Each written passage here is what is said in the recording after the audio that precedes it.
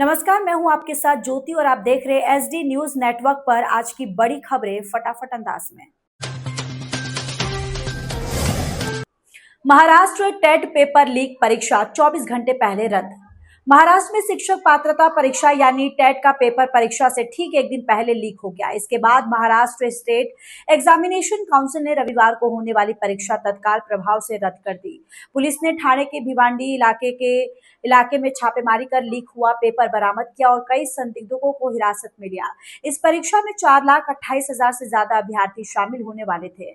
अब नई परीक्षा तिथि बाद में घोषित की जाएगी, यानी एक बार फिर पेपर लीक ने लाखों उम्मीदवारों की मेहनत पर पानी फेर दिया है। पुणे मर्डर केस में नया दावा, रेस्क्यू टीम ने बताई चौंकाने वाली बात। पुणे के केतन अग्रवाल मर्डर केस में अब रेस्क्यू टीम के सदस्यों ने बड़ा दावा किया है। उनका कहना है कि जब केतन का शव निकाला गया तब उसके सिर पर खोपड़ी बुरी तरह कुचली हुई थी और शरीर पर कई गंभीर चोटें थी। उन्होंने ये भी बताया कि मौके पर मौजूद बाकी लोग रो रहे थे, लेकिन मुख्य आरोपी सिया गोयल पूरी तरह शांत खड़ी थी। उधर पुलिस ने सिया के भाई और माता पिता से भी लंबी पूछताछ की है। फिलहाल पुलिस हर कड़ी जोड़कर हत्या की साजिश की पूरी कहानी सामने लाने में जुटी है। सोनिया गांधी का मोदी सरकार पर हमला, गाजा मुद्दे पर उठाए सवाल। कांग्रेस नेता सोनिया गांधी ने गाजा में इजरायल की कार्रवाई को लेकर केंद्र सरकार की चुप्पी पर सवाल उठाए। उन्होंने कहा कि संयुक्त राष्ट्र की रिपोर्ट में बच्चों को निशाना बनाए जाने जैसे गंभीर आरोप लगाए गए हैं, लेकिन भारत सरकार इस पर कुछ नहीं बोल रही है। सोनिया का कहना है कि दुनिया के कई देश इजरायल से दूरी बना रहे हैं, जबकि भारत उसके और करीब जाता दिखाई दे रहा है। यानी गाजा मुद्दे पर देश की विदेश नीति को लेकर अब सियासी बहस और तेज हो गई है। बंगाल में यूसीसी लागू करने का ऐलान, शुभेंदु अधिकारी का बड़ा बयान। पश्चिम बंगाल के मुख्यमंत्री शुभेंदु अधिकारी ने बड़ा ऐलान करते हुए कहा कि उनकी सरकार राज्य में समान नागरिक संहिता यानी यूसीसी लागू करेगी। इसके साथ ही लैंड जिहाद, लव जिहाद और जबरन धर्मांतरण के खिलाफ सख्त कानून लाने की भी बात कही गई। उन्होंने ये भी कहा कि अवैध घुसपैठियों की पहचान कर उन्हें वापस भेजा जाएगा। यानी बंगाल की राजनीति में अब कानून सुरक्षा और घुसपैठ जैसे मुद्दे प्रमुख चुनावी एजेंडा बनने वाले हैं। ऑपरेशन सिंदूर के 6 शहीदों के नाम पहली बार सार्वजनिक। केंद्र सरकार ने ऑपरेशन सिंदूर में शहीद हुए 6 जवानों के नाम पहली बार आधिकारिक रूप से सार्वजनिक कर दिए हैं। इनमें 5 सेना और 1 वायुसेना के जवान शामिल हैं। इन सभी के नाम राष्ट्रीय युद्ध स्मारक की रोल ऑफ ऑनर सूची में दर्ज किए गए हैं। इनमें से 2 जवानों को मरणोपरांत वीरता पुरस्कार भी मिल चुका है। ऑपरेशन सिंदूर पहलगाम आतंकी हमले के बाद पाकिस्तान अधिकृत कश्मीर में किए गए भारतीय सैन्य अभियान का हिस्सा था।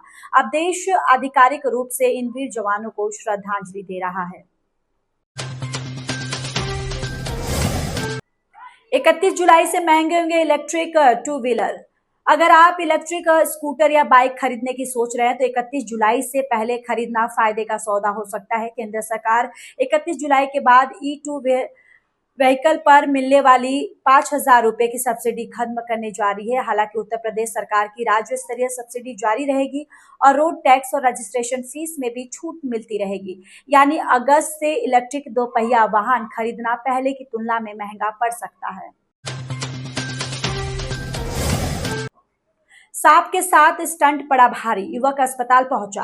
बिजनौर में एक युवक को सांप के साथ स्टंट करना भारी पड़ गया। युवक ने पहले घर में घुसे सांप को मार दिया, फिर उसके साथ वीडियो बनाने के लिए उसे कई बार मुंह में डाला और सिर पर लपेट लिया। कुछ ही देर बाद उसकी तबीयत बिगड़ गई और वह जमीन पर गिर पड़ा। पहले झाड़ फूंक कराई गई, लेकिन हालत बिगड़ने पर अस्पताल ले जाना पड़ा। ये वीडियो अब सोशल मीडिया पर वायरल है। यानी थोड़ी सी लापरवाही और दिखावे की कोशिश जान पर भारी पड़ सकती है। सपा की बैठक में सांसद और विधायक में तीखी झोंक। बांदा में समाजवादी पार्टी की बैठक के दौरान सांसद कृष्णा देवी और विधायक विशंबर यादव के बीच जमकर बहस हो गई। दोनों नेताओं के बीच मंच पर ही तीखी नोकझोंक शुरू हो गई, जिसके बाद कार्यकर्ताओं को बीच बचाव करना पड़ा। करीब 20 मिनट तक माहौल गर्म रहा। बाद में विधायक ने सफाई देते हुए कहा कि उनकी टिप्पणी आरएसएस को लेकर थी, लेकिन सांसद ने उसे अपने ऊपर समझ लिया। यानी चुनाव से पहले सपा के अंदरूनी मतभेद अब खुलकर सामने आने लगे हैं।